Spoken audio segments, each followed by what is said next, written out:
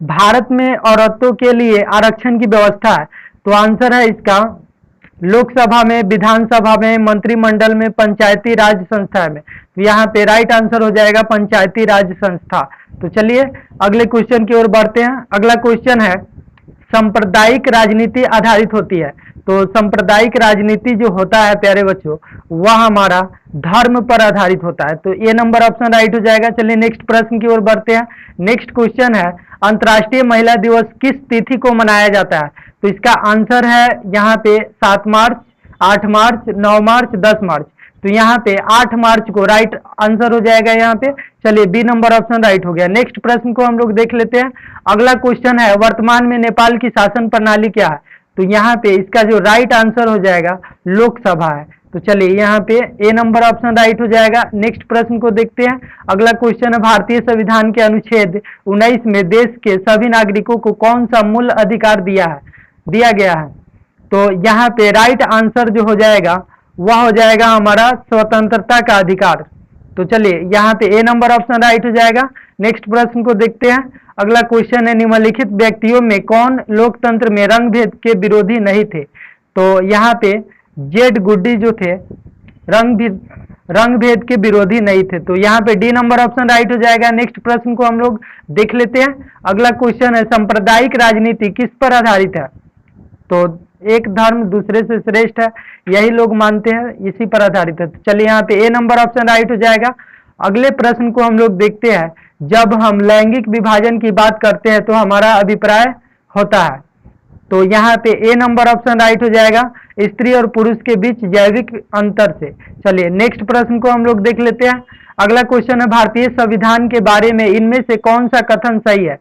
तो यहाँ पे सी नंबर ऑप्शन राइट हो जाएगा सभी लोगों को कोई भी धर्म मानने की आजादी देता है। चलिए नेक्स्ट प्रश्न को हम लोग देख लेते हैं। अगला क्वेश्चन है सत्ता में साझेदारी सही है क्योंकि। यहाँ पे ए नंबर ऑप्शन राइट हो जाएगा। ऑप्शन है यह विविधता को अपने में समेट लेती है, देश की एकता को कमजोर करती है। तो चलिए नेक्स्ट प्रश्न को हम लोग देखते हैं। अगला क्वेश्चन है इंडिका पुस्तक के लेखक कौन है। तो इंडिका के पुस्तक के लेखक जो है मेगास्थनीज है। यहाँ पे ए नंबर ऑप्शन राइट हो जाएगा। नेक्स्ट प्रश्न को हम लोग देखते हैं सामाजिक विभाजनों को संभालने के संदर्भ में इनमें से कौन सा बयान लोकतांत्रिक व्यवस्था पर लागू नहीं होता है। तो यहाँ पे डी नंबर ऑप्शन राइट हो जाएगा। ऑप्शन है इसका लोकतंत्र सामाजिक विभाजनों के आधार पर समाज को विखंडन की ओर ले जाता है। तो चलिए नेक्स्ट प्रश्न की ओर हम लोग बढ़ते हैं। नेक्स्ट प्रश्न है भारत की द्वितीय राजधानी कहलाती है। तो द्वितीय राजधानी जो है भारत की यहाँ पे मुंबई है। सी नंबर ऑप्शन राइट हो जाएगा। नेक्स्ट प्रश्न को हम लोग देखते हैं। 14 नंबर क्वेश्चन है श्रीलंका की आबादी में तमिलों की संख्या। तो तमिल जो है श्रीलंका में 18% है। यहाँ पे बी नंबर ऑप्शन राइट हो जाएगा। चलिए नेक्स्ट प्रश्न को हम लोग पढ़ते हैं। अगला क्वेश्चन है 15वीं लोकसभा में महिला सदस्यों की कुल संख्या है। तो 15वीं लोकसभा में महिला सदस्यों की जो कुल संख्या है वह 59 है। तो यहाँ पे सी नंबर ऑप्शन राइट हो जाएगा। चलिए आगे बढ़ते हैं हम लोग इसी तरह। अगला क्वेश्चन है अमेरिका में अश्वेत शक्ति आंदोलन उग्र रूप से कब उभरा। तो यहाँ पे डी नंबर ऑप्शन राइट हो जाएगा 1966 में। चलिए नेक्स्ट प्रश्न को हम लोग देखते हैं। अगला क्वेश्चन है डरबन में नस्ल भेद विरोधी सम्मेलन हुआ। तो यहाँ पे आपका आंसर जो हो जाएगा सी नंबर ऑप्शन राइट हो जाएगा 2001 में। तो चलिए नेक्स्ट प्रश्न को हम लोग देख लेते हैं। अगला क्वेश्चन है बिहार की साक्षरता है। तो बिहार की साक्षरता दर जो है 47% है। यहाँ पे बी नंबर ऑप्शन राइट हो जाएगा। चलिए नेक्स्ट प्रश्न को देखते हैं। अगला क्वेश्चन है 2001 की जनसंख्या के अनुसार भारत में साक्षर महिलाओं का प्रतिशत है। तो यहाँ पे 53.70% हो जाएगा। यहाँ पे डी नंबर ऑप्शन राइट है। चलिए नेक्स्ट प्रश्न को हम लोग देख लेते हैं। अगला क्वेश्चन है श्रीलंका के बहुसंख्यक समुदाय की भाषा है। तो श्रीलंका में जो भाषा है वह आपका सिंहली भाषा चलता है। तो यहाँ पे ए नंबर ऑप्शन राइट हो जाएगा। चलिए नेक्स्ट प्रश्न को देखते हैं। अगला क्वेश्चन है बेल्जियम के किस शहर के स्कूलों में फ्रेंच बोलने पर रोक लगा दी गई है। तो यहाँ पे सी नंबर ऑप्शन राइट हो जाएगा मर्च टेम। तो चलिए नेक्स्ट प्रश्न को हम लोग देख लेते हैं। अगला क्वेश्चन है भारत में वर्तमान में कितनी प्रतिशत महिलाओं को संसद में प्रतिनिधित्व प्राप्त है? तो यहाँ पे बी नंबर ऑप्शन राइट हो जाएगा, 10.86%। चलिए नेक्स्ट प्रश्न को देखते हैं। अगला क्वेश्चन है, श्रीलंका में तमिल मुख्य रूप से रहते हैं। तो यहाँ पे तमिल जो है उत्तर पूर्वी प्रांतों में रहते हैं। ए नंबर ऑप्शन राइट हो गया। चलिए नेक्स्ट प्रश्न को हम लोग देखते हैं। अगला क्वेश्चन है, भारत में बहुसंख्यक आबादी है। तो सबसे अधिक आबादी जो है हिंदू समुदाय के है। तो चलिए यहाँ पे सी नंबर ऑप्शन राइट हो जाएगा। नेक्स्ट प्रश्न को देखते हैं। अगला क्वेश्चन है, भारतीय संविधान के अनुसार भारत वर्ष को घोषित किया गया है। तो यहाँ पे डी नंबर ऑप्शन राइट हो जाएगा, धर्मनिरपेक्ष राज्य। चलिए नेक्स्ट प्रश्न को हम लोग देखते हैं। अगला क्वेश्चन है, इनमें किस संस्था में महिलाओं को 50% आरक्षण प्रदान किया गया है? तो यहाँ पे 50% आरक्षण जो है पंचायती राज संस्था में प्राप्त है। चलिए बी नंबर ऑप्शन राइट हो गया। नेक्स्ट प्रश्न को देखते हैं। अलग अलग भाषा बोलने वाले लोगों के आधार पर सामुदायिक सरकार का गठन करने का अधिकार किस देश के नागरिकों को दिया गया है? तो यहाँ पे ऑप्शन नंबर सी राइट हो जाएगा, बेल्जियम। चलिए नेक्स्ट प्रश्न को हम लोग देखते हैं। अगला क्वेश्चन है, काले दस्ताने और बंधी हुई मुठिया प्रतीक थी।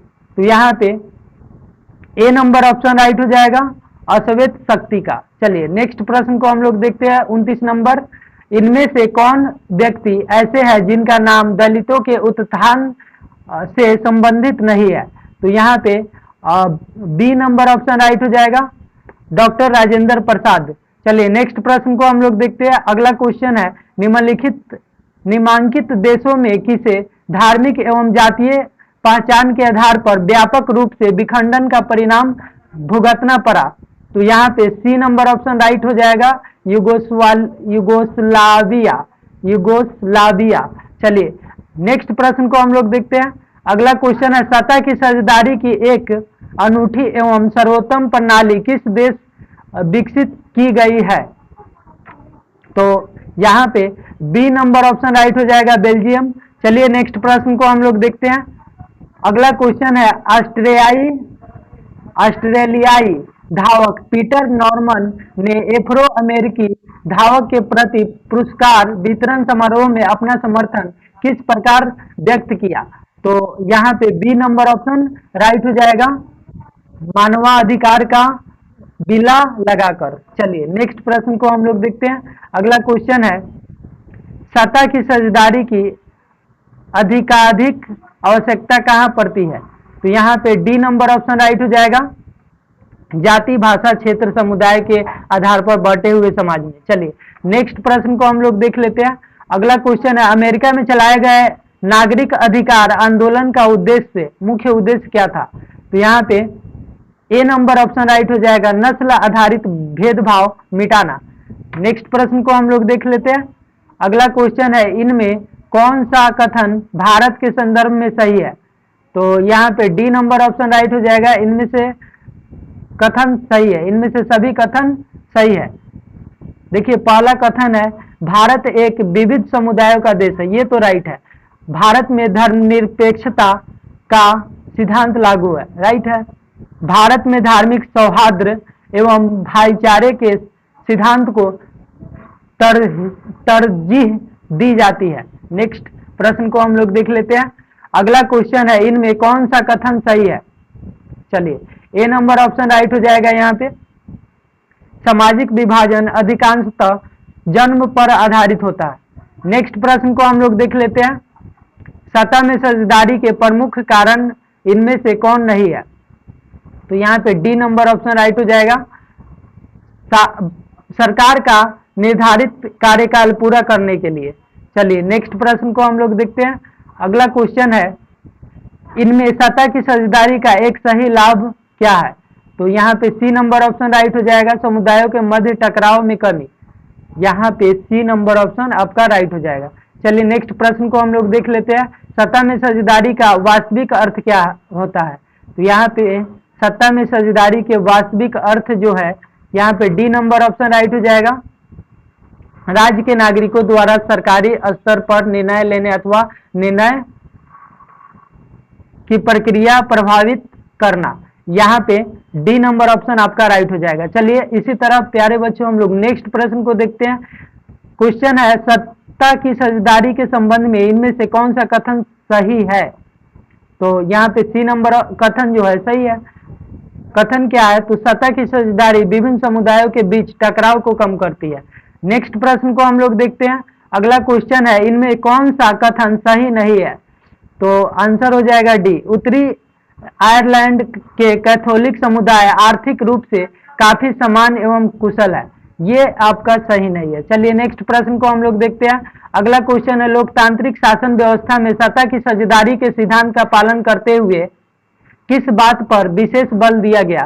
तो यहाँ पे ए नंबर ऑप्शन राइट हो जाएगा, सत्ता की साझेदारी में अधिकाधिक लोगों को शामिल करने पर। तो चलिए इसी तरह हम लोग नेक्स्ट प्रश्न को देखते हैं। अगला क्वेश्चन है श्रीलंका में सत्ता की साझेदारी से संबंधित कथनों में निम्नलिखित में कौन सही है?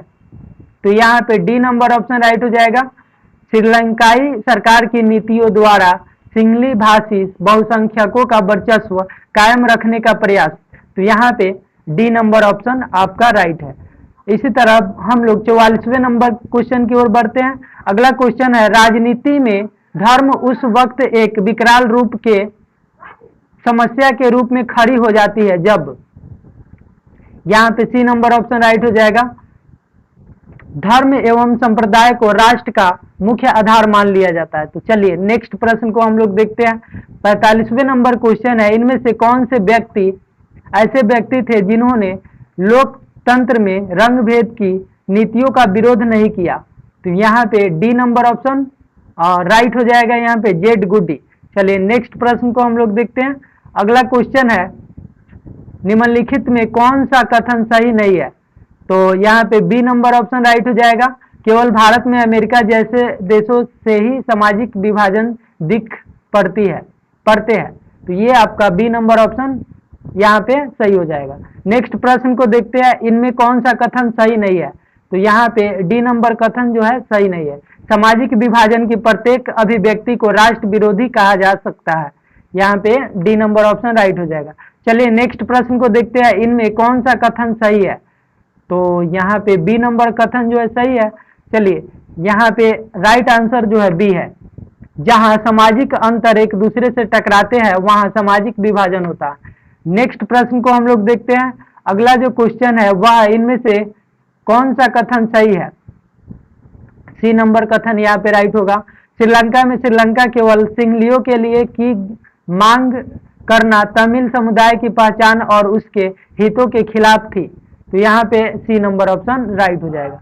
चलिए अगले प्रश्न की ओर बढ़ते हैं। अगला क्वेश्चन है इनमें कौन सा कथन सही नहीं है?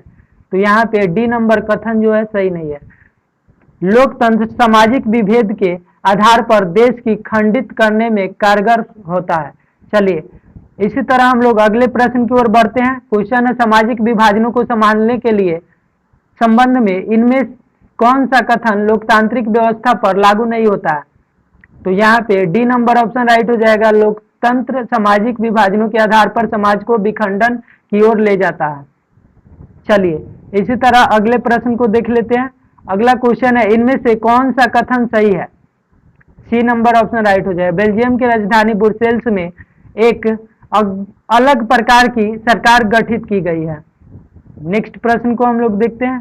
तो चलिए प्यारे बच्चों हम लोगों का प्रश्न यहीं पे समाप्त होता है। आप लोग अच्छे तरीके से एक बार दो बार वीडियो को देख लीजिए और इसके बाद में मैं अगले चैप्टर को लेकर आऊँगा, 2 चैप्टर को, और इस तरह से आप लोगों को 5 चैप्टर देख लेने हैं। इसके बाद में कहीं से पढ़ने का जरूरत नहीं है, इससे बाहर एक भी क्वेश्चन नहीं आएगा।